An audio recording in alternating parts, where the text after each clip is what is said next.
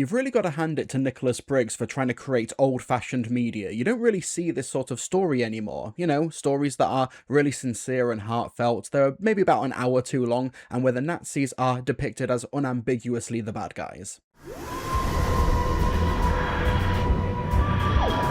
Hello ladies and gentlemen, my name is Mr. TARDIS, and as I make my way through the Big Finish back catalogue, we have a 3-hour Third Doctor story, another lengthy chock-a-block story from the Third Doctor Adventures range, starring Tim Treloar filling in for the late great Jon Pertwee, and Jon Culshaw as the Brigadier filling in for the late great Nicholas Courtney. The Third Doctor is in a bit of a weird place at the moment because he's got several ongoing companion dynamics. You've got the Third Doctor with Liz Shaw, played by Daisy Ashford, in the 6 or 7-part stories. You've got the Third Doctor with Sadie Miller playing Sarah Jane Smith in these more spacefaring stories, and you've also got the Third Doctor with an older Jo Jones played by Katie Manning. And what Operation Vengeance looks to do is to sort of combine all of these eras, but to not have Liz Shaw in it. Because Operation Vengeance is a 6-part story that takes place primarily in World War II, with the Third Doctor, with Sarah Jane and the Brigadier, but they're dealing with the fallout of a previous unseen adventure with the Third Doctor and Jo, in an epic story written by Nicholas Briggs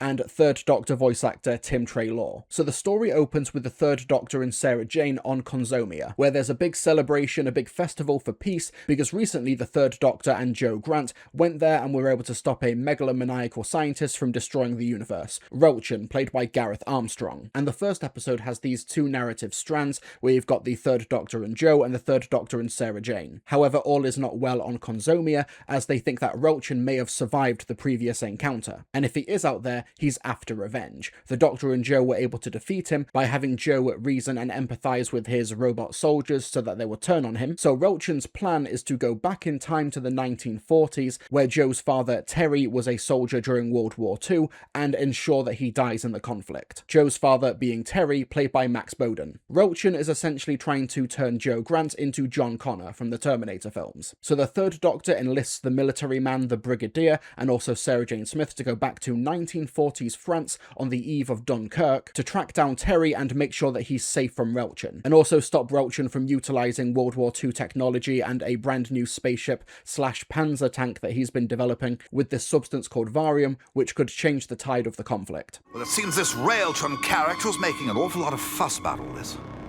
travelling more than 13 centuries into his past. And why would he want you to know his intentions? It gives you the opportunity to foil his plans, surely. We can't underestimate Relchin's contempt for me, Brigadier. He wants to make the Doctor suffer. He views me as an arrogant upstart crow without an ounce of intelligence or common sense. I'm not entirely sure whether to ruin his plan or shake his hand. Oh, don't be mean, Brigadier. This is serious. Don't you see? He wants me to be aware of his intentions. It's his way of demonstrating his superiority. A challenge, if you like. Use the Varium in Sarah's system to pull us towards Tower Daloon, and then to launch his way to Earth via the route taken by the TARDIS. Now he wants me to follow him to wartime France. But surely it's clearly a trap, Doctor. One that I'm going to have to walk into if I'm to save Jo Grant from being wiped out of existence.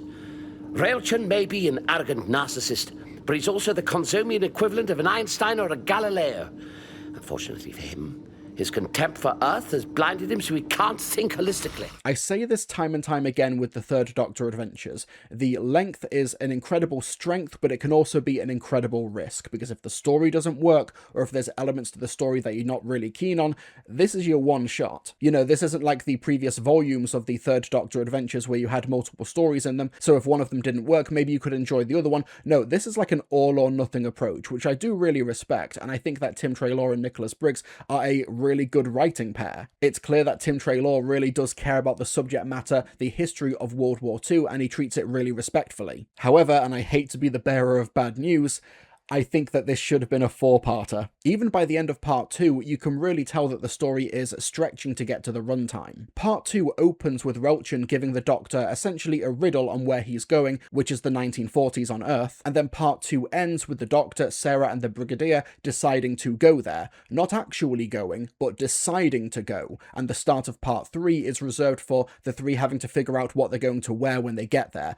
It's an interesting detail, and it's great to have their back and forth as they try and figure out how to not be outed as spies. But where's the urgency here? This also reflects on a character level as well. The Brigadier rightly points out that the Third Doctor's big poofy white hair, not only would he be way too old to be a corporal as he's hoping to be, but also his military helmet won't fit. He's going to have to get his hair cut, and the Third Doctor just outright refuses and is really indignant about it. It's a really funny beat, but with the Third Doctor it's like, yeah, I'll do anything to save Jo Grant from being killed, but I won't cut my hair. And then he's singled out later by the Nazis because his hair is too long, so this does indeed backfire. And while all this is happening, during parts 2 to 4, we keep on cutting back to Consomia, where the Empress Arahia is trying to uncover this conspiracy, and honestly, it was a real pace breaker. I didn't really care what was happening on Consomia. A little bit more justified are these interludes that we spend with Terry Grant, as he's making his way across France, and his potential fate is that he'll be one of the soldiers who has to hold back the German advance in France so that you can have these evacuees at Dunkirk. And I understand the character importance of them,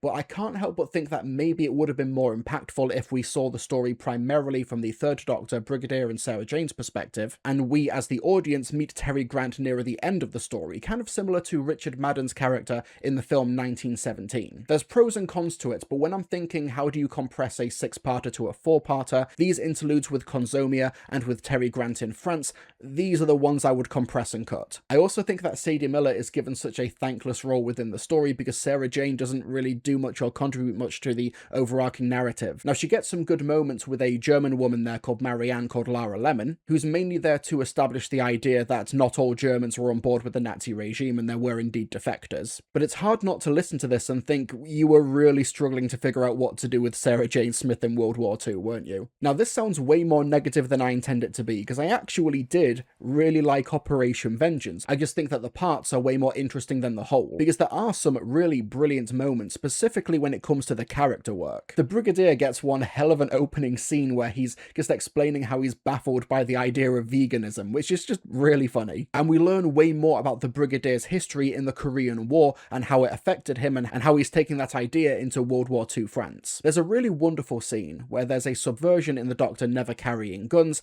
and he makes an exception in this particular case to make sure that no one else has to carry the gun. It's genuinely a really touching moment, and I nearly started tearing up listening to it. Like, I think that Tim Treloar and John Culshaw together as well, really exceptional acting, really wonderful performances. There's some really great and tense character beats as the Third Doctor and the Brigadier are trying to commit espionage behind enemy lines. And I honestly think that this is the best Brigadier story we've had for quite some time, certainly since Intelligence for War. But yeah, the dynamic between the Third Doctor and the Brigadier over the course of this story and how they pull rank on each other, and how initially the Brigadier just insists on being the Doctor's superior, all the while finding himself emotionally compromised as he's watching the Nazis commit war crimes. And part of me thinks that Operation Vengeance really handles its tone quite deftly. I was actually kind of impressed, because on the one hand it is trying to be a bit of a pulp adventure with some sci-fi elements and World War II action, but we are dealing with some really dark subject matter in World War II, but you kind of have to parlay that with Gareth Armstrong as the main villain, who's really hamming it up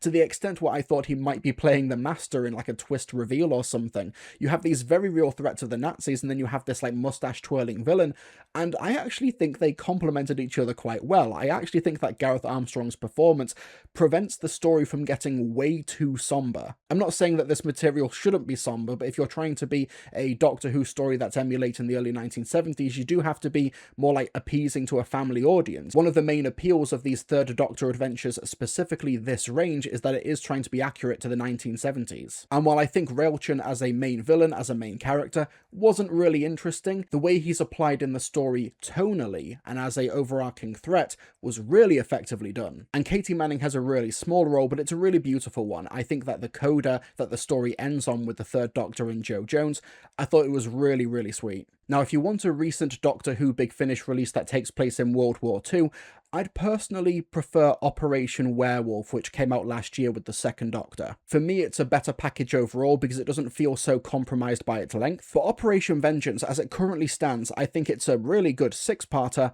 but this could have been a 10 out of 10 4-parter. Maybe they could have downplayed Sarah Jane's role even more in the story and made it a 4-parter and then release it alongside a 2-part story, which is like Sarah Jane centric. If these discs really need to add up to 6 episodes overall, that would have been my suggestion. But I really can't fault the character work. I think the production's really strong. I think the score's great. I think the performances are really some of the best that this range has to offer. It just does get bogged down in too many subplots, too many digressions, too much basically lollygagging. But if you're a listener where the pacing doesn't really get in the way of your enjoyment, if the length of a story does not get in the way of your enjoyment of it, then I do actually really recommend Operation Vengeance. But as a package on its own, I do kind of feel like it's been compromised by its need to be a 6-parter. But it's a really respectful and tasteful World War II epic with really strong character moments that I did really enjoy listening to. I just kind of feel like this has been a bit of a missed opportunity. But I would definitely consider listening to another Tim Treloar penned story again. The guy clearly has love of the Doctor, love of all of the characters in the Whoniverse, and just of history in general. I would really love to listen to another Tim Treloar story. But that's my thoughts on Doctor Who, the Third Doctor Adventures, Operation Vengeance. Hope you folks enjoyed the video. Be sure to hit the like button because it really helps me out. Subscribe for more Doctor Who Big Finish reviews. And folks, I'll see you all next time.